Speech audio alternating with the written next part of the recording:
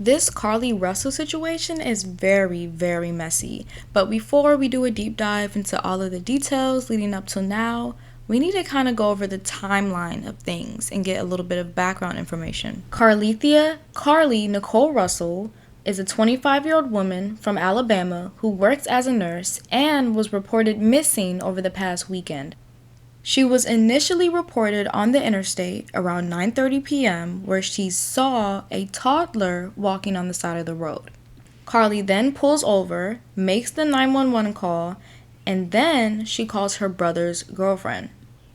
She tells her brother's girlfriend that she sees the child on the side of the road and she's going to get out to check on that child.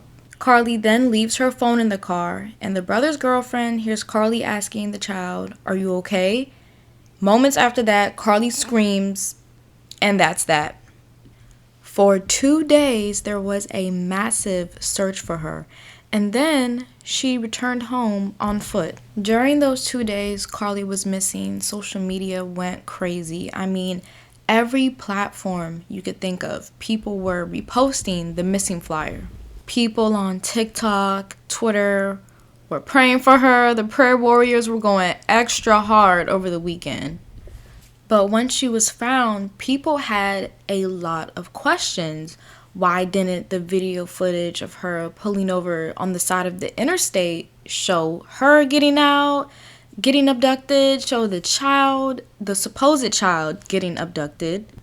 And yesterday, Carlee's parents went on the Today Show to talk about what they dealt with, the stress that they had to endure while their daughter was missing for about 48 hours. Her parents said that she had to fight physically and mentally, and that they couldn't talk about certain details because it's still being investigated. Even though her parents were probably in a state of shock and mixed emotions, I personally found it strange that the girl who's missing, well, the woman who's missing, isn't even there to tell a story about what's happening with herself. That interview with her parents honestly gave us nothing. Like, it really gave us nothing. It just raised people's suspicions even more because Carlee wasn't there to talk about her story. But luckily, we got the answers we were looking for because today, the Hoover, Alabama police were able to fill in some of those missing gaps.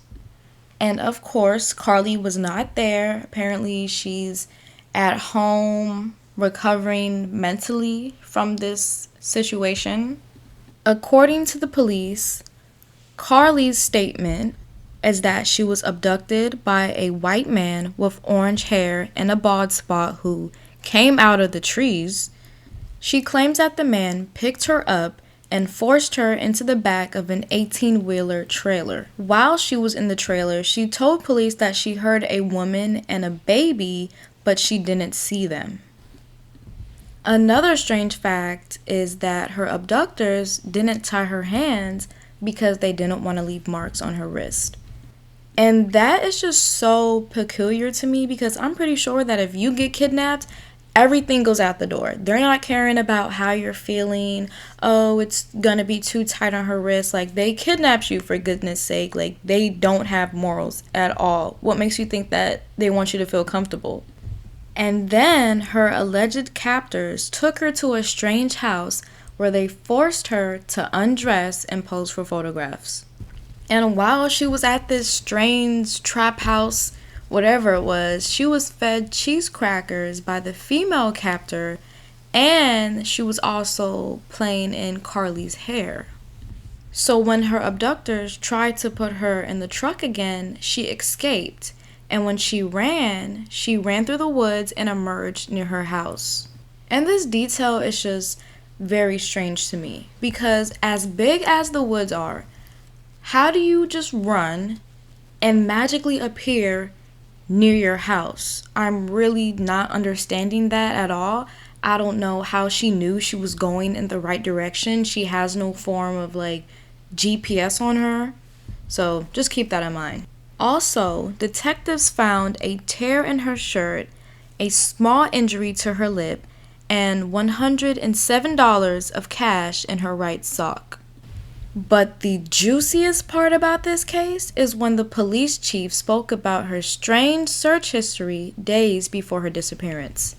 This is honestly where it gets really weird. So Carlee searched for, do you have to pay for an Amber Alert? And how to take money from a register without being caught. She also searched for bus tickets from Birmingham to Nashville and for the movie Taken, which is basically about a guy looking for his abducted daughter. The police chief also mentioned that the day she went missing, she went to work, and before she left work, she took a dark colored bathrobe, toilet paper, and other items belonging to her job.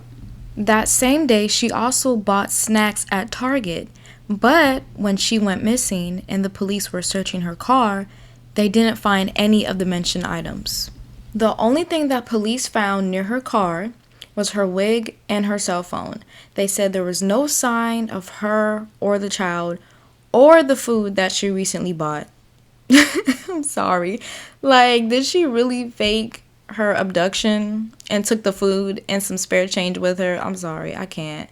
Also, why'd she leave her wig? Anyway, the police stated that no children in the area were reported missing, nor did they receive any calls about a missing child despite numerous vehicles passing through that busy interstate area. Overall, this story is just so fishy from start to finish, and the police thinks that there's no threat to the public, aka there probably are no abductors out there to begin with. Carlee really wasted everyone's time. I mean, the police also mentioned that state and federal resources were used in this case. People were coming out from her community to help find her. And the day she was found, her poor boyfriend made this long Instagram post about how God is so good. God has answered his prayers. He's happy that his girlfriend is home and she's safe. But after this whole fabricated story came out, he took down all pictures of her and deleted that post. And what's even crazier is the fact that people have found Carlee's Twitter and they're going through her tweets and they're seeing that she's tweeting and retweeting stuff about not being treated fairly in a relationship.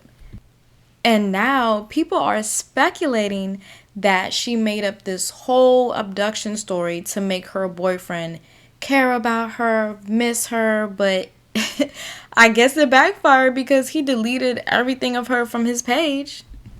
And what blows my mind is that people found a tweet saying that Taken 2 is her favorite movie. Like, I don't know. It's just very coincidental, or maybe it was actually planned out. And people are saying that she loved Taken so much that she's trying to make the third movie, but she wants to be the main character this time. And you know what? She is. She's the main character right now, and she's making a fool of herself. This situation is just so bizarre to me, but at least people are making light of it, and they're even comparing her to the whole Jussie Smollett situation, calling her Carlee Smollett. It's just a mess. Just go on social media. You'll see everything I'm talking about. But at the end of the day, at least we can all say we did our parts. I know people prayed for her. People reposted the missing flyer on social media. And what the outcome showed itself to be, that's truly no one's fault but hers. Because we did everything as a society that we're supposed to do when someone goes missing. Especially a young black woman. But I hope you guys really enjoyed this video. I hope we get some more updates about this case. I know people want a second interview because we've got interviews from her family, the police, but we truly need one from her at this point. Or maybe we don't. You know, this situation has dug itself too deep. Maybe we should just put this to rest.